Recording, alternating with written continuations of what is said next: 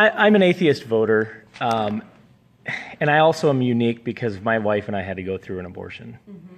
And as this younger generation becomes less and less religious or becomes more progressive in their religion that they grew up in, I'm sensing that a lot of the arguments against abortion rights will hopefully subside and will become more secular and will become more pro-choice so that those options stay out there.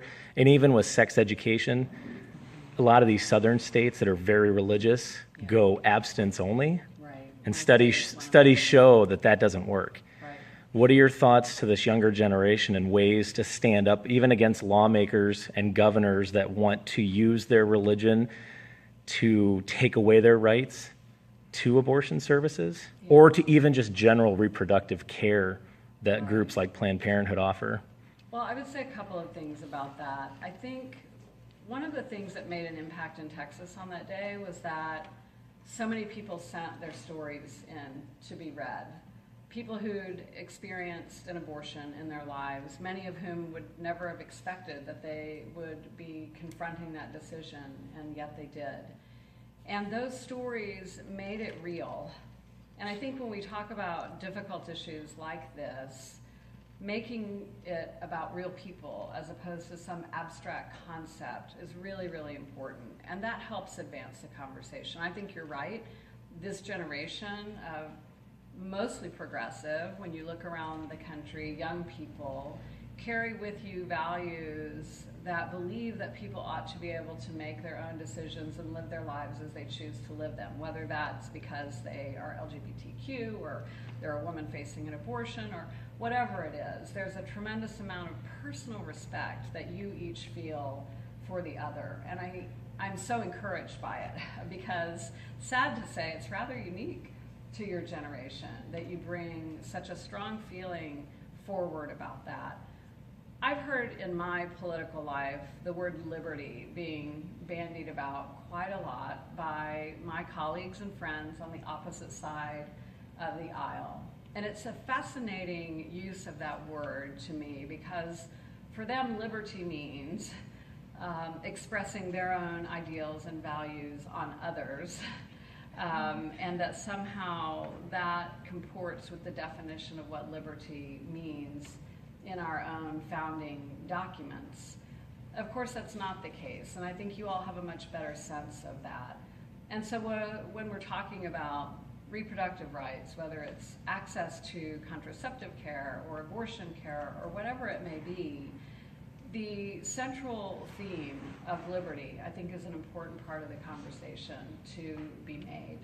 And as I said a moment ago, making sure that we wrap this in a broader context about women's ability to realize their full potential is really, really important. Hillary Clinton impressed me tremendously answering a question about this several years ago when she was still Secretary of State, and she was being hostilely questioned by a member of Congress at a House Foreign Affairs Committee hearing, and he was pressing on her support and the administration's support for women's reproductive freedoms around the globe.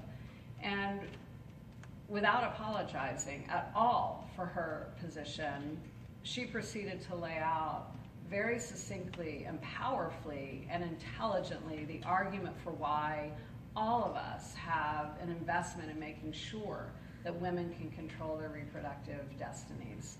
And quite honestly, for me, it gave me the permission and the feeling that that's something I could do too. One of the best things, I think, that came out of our filibuster, you probably know, that bill ultimately did come back and pass into law. It also realized every fear that we thought it would when women in my state lost access to abortion, and it had a very devastating human consequence to it. Ultimately, we won the war on that just recently at the U.S. Supreme Court because the law was overturned. But those impacts really helped us to be able to shape how it is and why it is that this issue is so important. And we were able to talk about it more in the context of the fuller picture of what abortion access means to people. It's very interesting. If you ask someone in the abstract, for example, do you believe that women ought to have, or that it ought to be legal for women to have post-20-week abortions? Most people in America will say no. But then if you tell them a real story about someone who's had to make that choice, and I'm one of those people who had a very much wanted pregnancy that I had to make a decision about when I discovered that my much wanted baby daughter was suffering from a severe congenital brain abnormality, which would have made life unsustainable for her. If you tell someone a story like that, and you ask them if a person in my shoes ought to be able to make her own decision about that, most people then say yes, she ought to.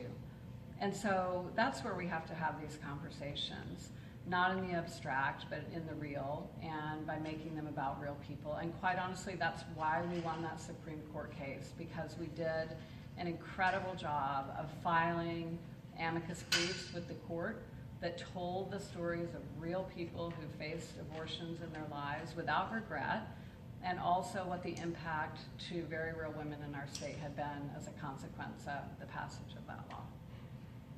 Thank you. You're welcome.